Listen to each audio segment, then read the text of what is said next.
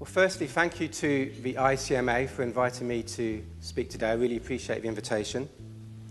And also to the previous speakers for the plugs for Oodle. It's always reassuring when industry commentators refer to you, and hopefully it endorses the fact we're on the right path.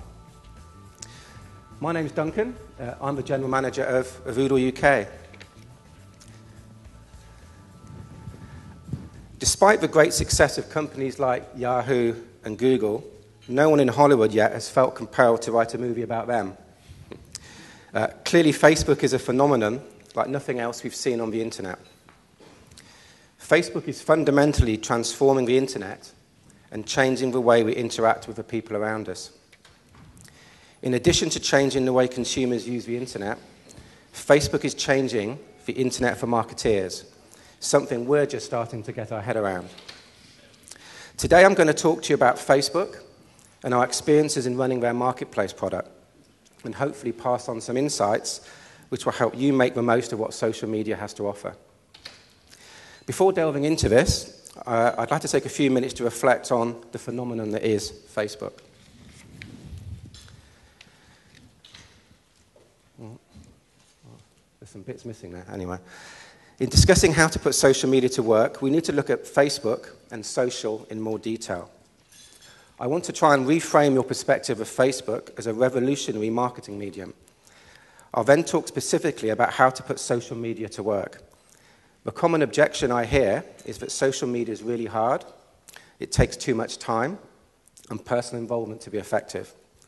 With that in mind, I talk to you about some no-brainers which don't take a lot of time, deliver results, and set you up for long-term success.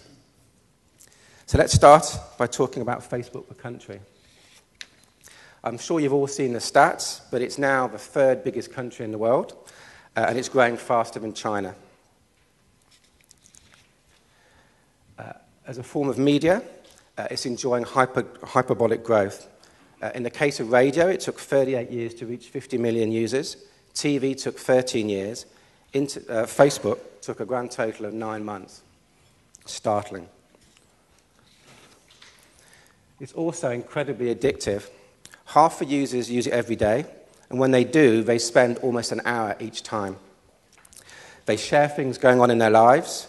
They see things that are going on in other people's lives that they're somehow connected to. They engage in conversations when they see something that sparks their interest. But Facebook is more than just an extremely popular website. It's changing the way we use the internet. It's changing it into a social medium. If you look at Web 1, it was all about search and commerce, which was about reading. If you look at Web 2 and user-generated content, it was all about posting. Web 3, social, is all about sharing and conversations. So let's talk more specifically about the internet as this new medium, this new social media. While social media started off at Harvard, it's no longer a student phenomenon. With 500 million users, and I think the latest stats were 520 million users, Facebook demographics pretty much match the internet in general. And as mentioned before, the fastest growing segment is the 35 to 44-year-olds, which happens to be my segment. A few years ago, there's a lot of conversation about social media being referred to as a cocktail party. It's great for light chatter, but an inappropriate place for business. While there are some aspects of Facebook and social media that remain, to all intents and purposes, like a cocktail party, that's a very limiting perspective. And thinking of it that way will cause you to make some pretty bad decisions. I challenge you to think of Facebook as an exceptional relationship management tool. It's probably much more instructive and helpful to think of Facebook as an exceptional relationship management tool. For those of you who use it, you realize that you can now keep track of a lot more people in your life, your neighbors, your college friends, your school friends. Granted, it's not deep information, but you do get a sense of what's happening in their lives. How many of you run into someone you haven't seen in a long time, but you know what's happening in their lives? And that's certainly happened to me with a few of you here today. If you look at the evolution of communication, if we go from letters to the telephone to email to social media, each progression has expanded the amount of people you can talk to easily during the normal course of life. Social media is an extremely scalable way to communicate. By publishing and sharing into the news stream, a short, simple, and immediate is short and simple as compared to a letter or an email. Reading the news stream is entertainment. You can see where people are checking in and what's going on in their lives. Hopefully, as marketing people, you'll find this interesting. After all, marketing is about communicating and sharing information with people. I think we've seen some of these startling stats before, but social media is a new form of search. And in terms of visits, Facebook passed Google in February. In terms of time spent online, it passed Google in July.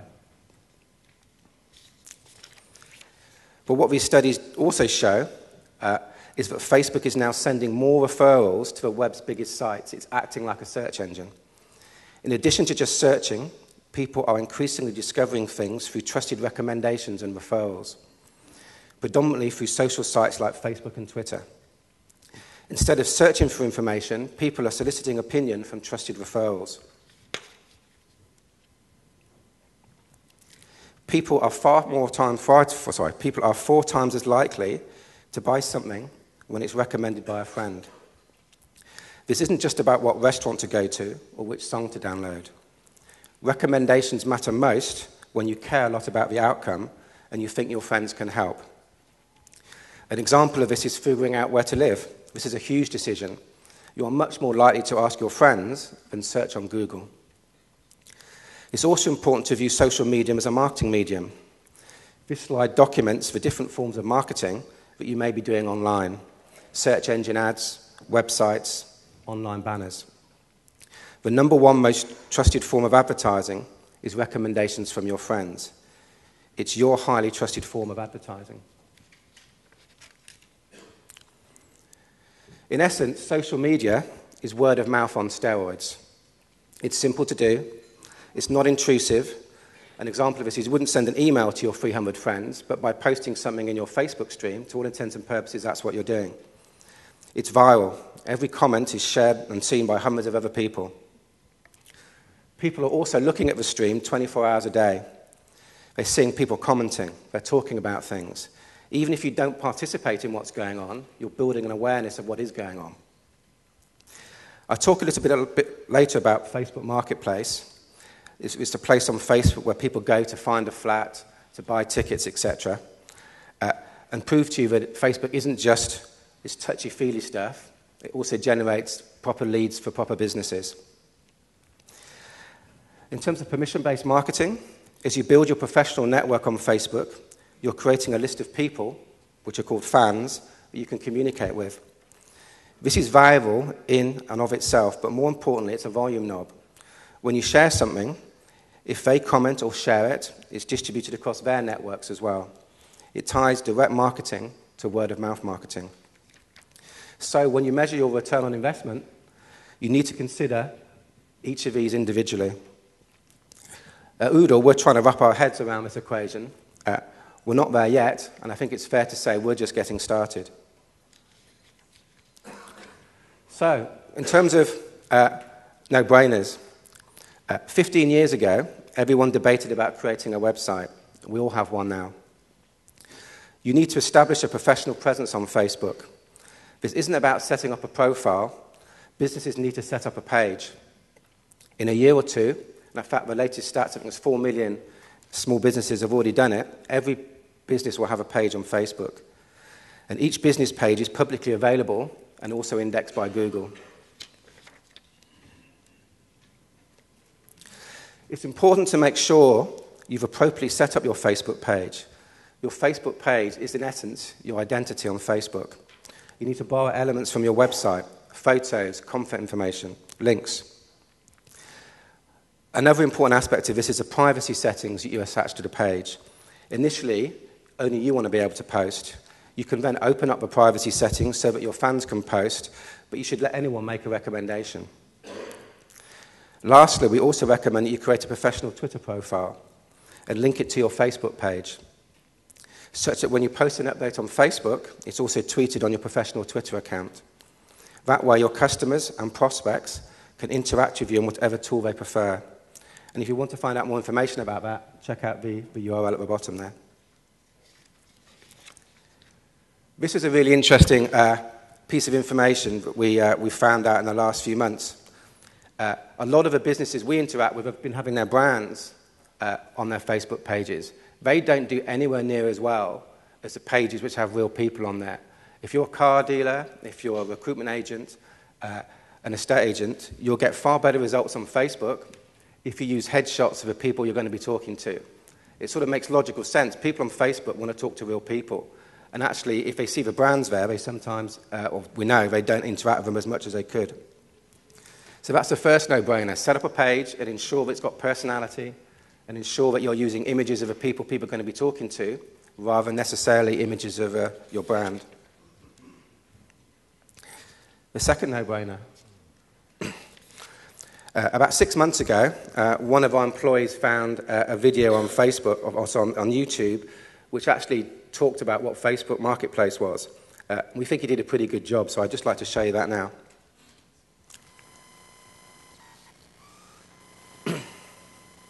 Networks get things done. Physical networks like the MRT gets you from home to school, and shuttle buses get you from science to computing. A network of people is called a social network. People networks help you find jobs, find partners, and places to stay.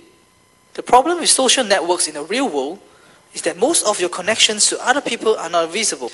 Your network may have huge potential, but the value of these social networks lie with people and their connections. Enter online social networking sites like Facebook.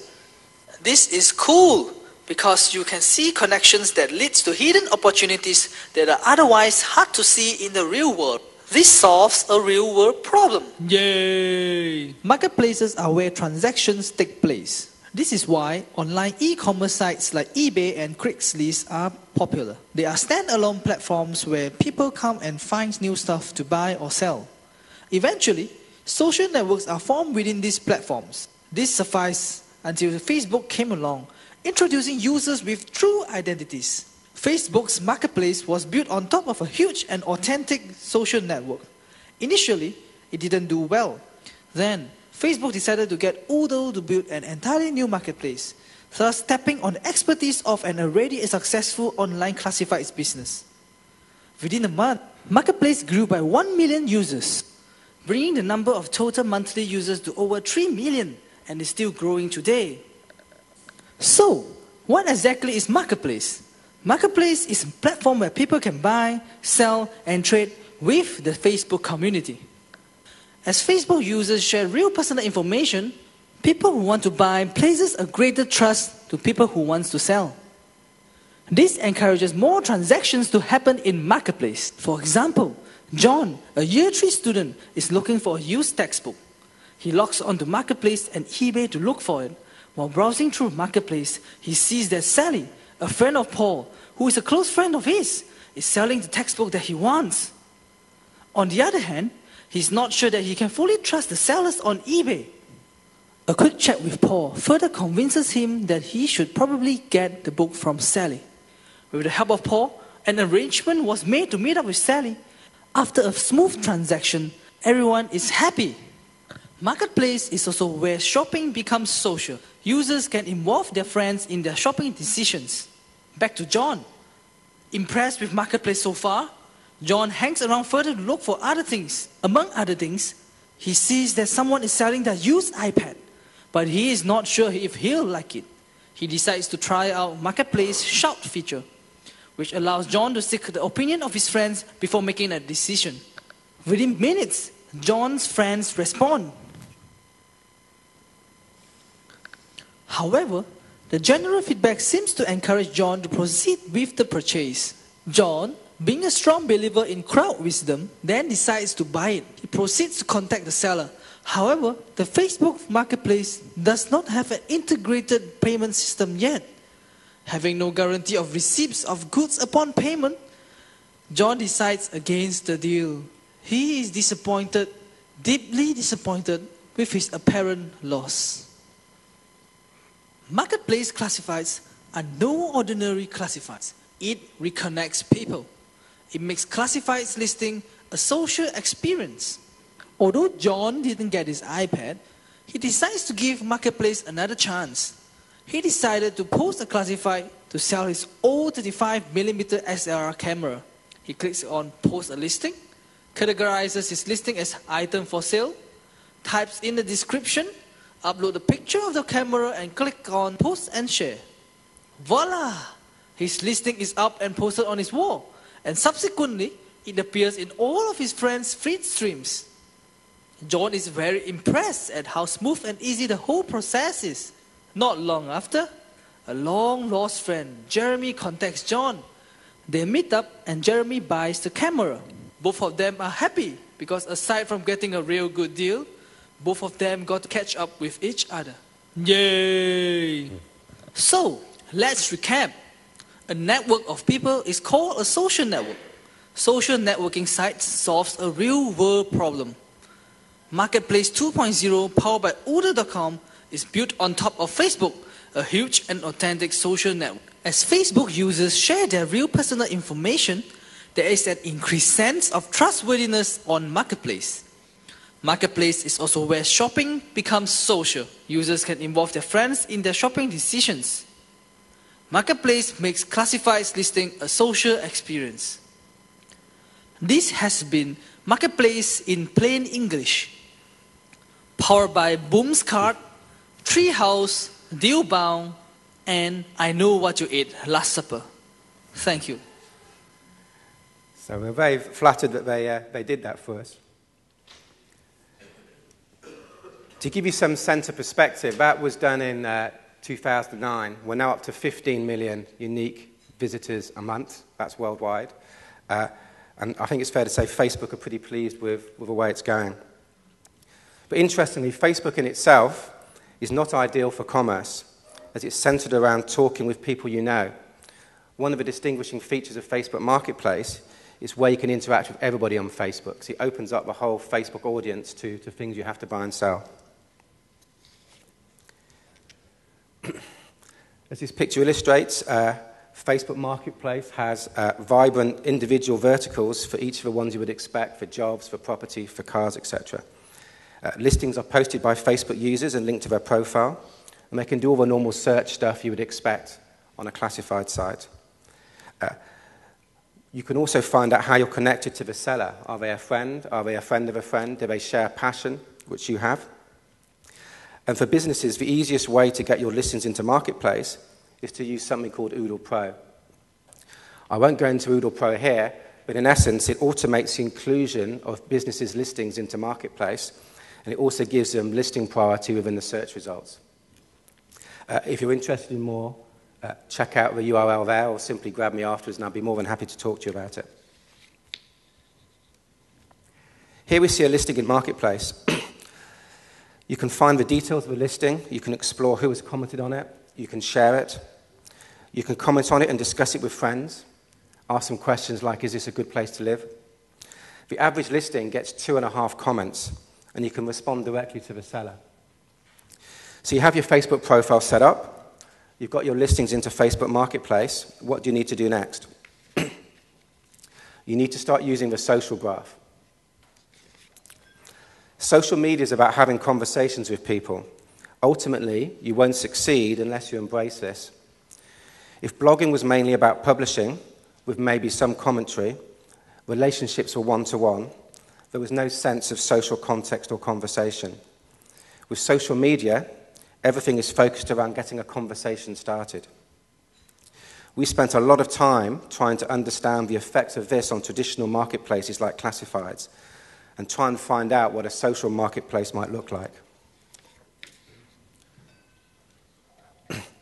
If you look at traditional classified marketplaces, they're simply databases of largely anonymous, static listings driven by a search.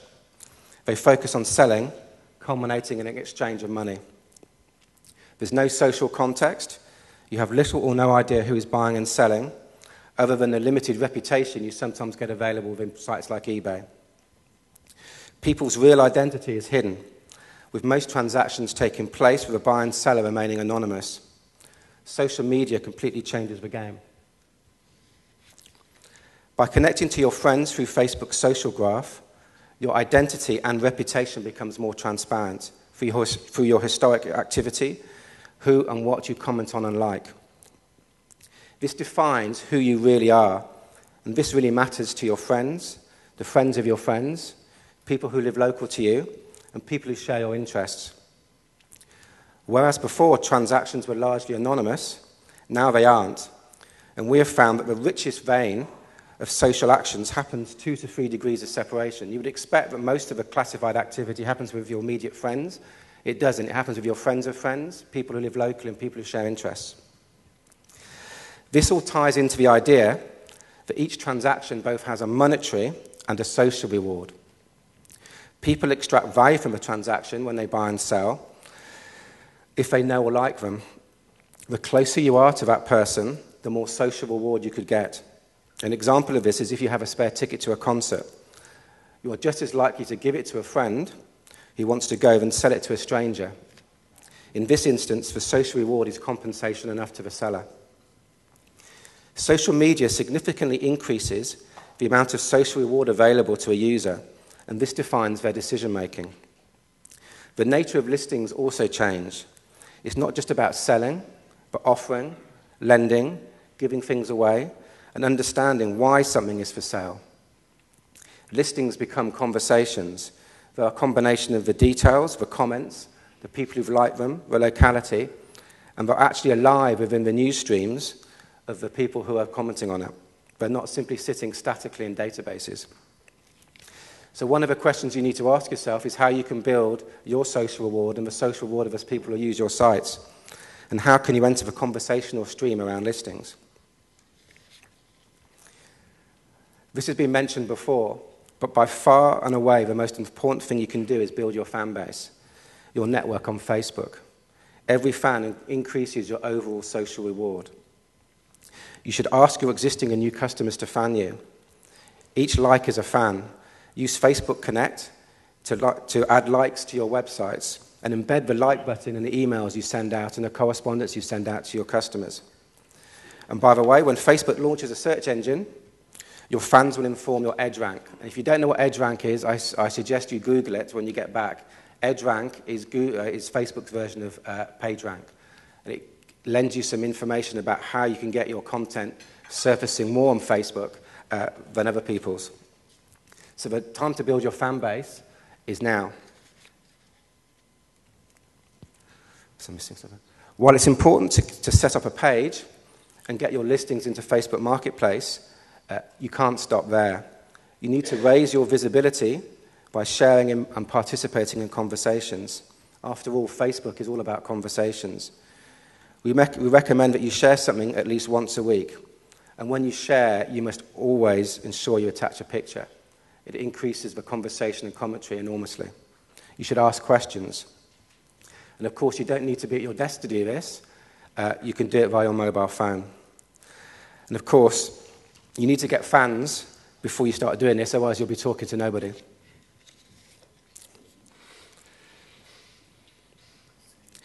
With blogging, there's a lot of publishing and a little bit of responding.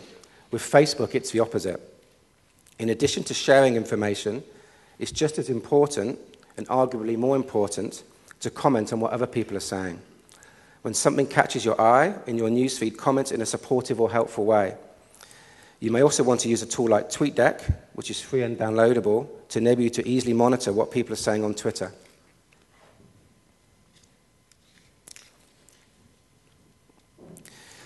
Stepping back, we at Oodle view this page, the news feed on your Facebook homepage, as the new search results page.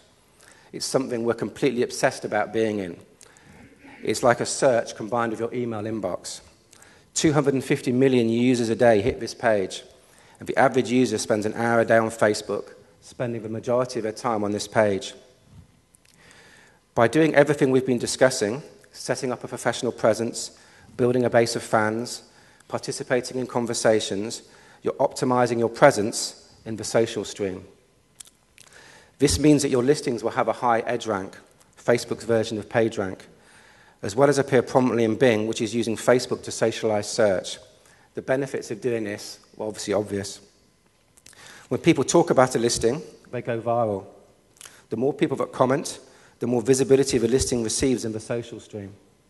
On average, each listing gets 2.5 comments.